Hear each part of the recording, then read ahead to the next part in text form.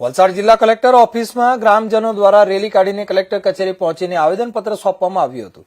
Railway station રોડથી નીકળીને Valsad collector ઓફિસે સૂત્રોચ્ચાર સાથે પહોંચીને આ રેલી પહોંચી હતી. ગ્રામજનોની માંગ છે કે પંચાયત હસ્તક રહેલી ગૌચર જમીન અંગે થયેલી કાર્યવાહીનું પુનઃ તપાસ કરવામાં આવે અને જમીન ફરી ગ્રામ પંચાયતના નામે નોંધવામાં આવે. ગ્રામજનોનું કહેવું છે કે પંચાયતને વિશ્વાસમાં લીધા વિના દસ્તાવેજોમાં ફેરફાર કરી જમીન અતુલ લિમિટેડના નામે ચડાવવામાં આવી છે. 26મી જાન્યુઆરી 2026ના રોજ યોજાયેલી ગ્રામસભામાં અધ્યક્ષ ભાર્ગવભાઈ દવે અને પૂર્વ સરપંચ વિક્રમભાઈ નાયકાએ પણ પંચાયતને કોઈ સત્તાવાર જાણ ન કરવામાં આવી હોવાની વાત કરી હતી.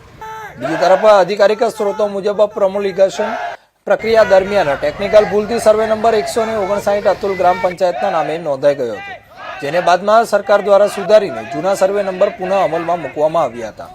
આ અંગે ડીએલઆર દ્વારા ઓર્ડર પાસ કરી સંબંધિત ખાતેદારોને જાણ કરવામાં આવી હોવાનું જણાવ્યું છે. હાલ પબ્લિક પોર્ટલ પર 7/12માં અતુલ લિમિટેડનું નામ દર્શાવવામાં આવી રહ્યું છે. બંને પક્ષોની દલીલો વચ્ચે મામલો વધુ તપાસની દિશામાં આગળ વધી રહ્યો છે.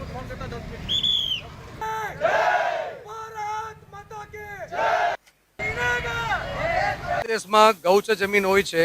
વલસાડ જિલ્લામાં અતુલ ગ્રામના અંદર 159 સર્વે નંબર જેમણે હાલમાં છે એમાં ભૂતપૂર્વ જોએ કંઈક છેડાછાડ કરીને ગૌચરની જમીન દબાવવામાં આવી છે અને નિવેદન છે જે પણ થયું છે એનું ખુલ્લું બહાર કરવા આપે. ગૌ માતાની જમીન છે, ગૌચર માટે એ ઉપલબ્ધ થશે.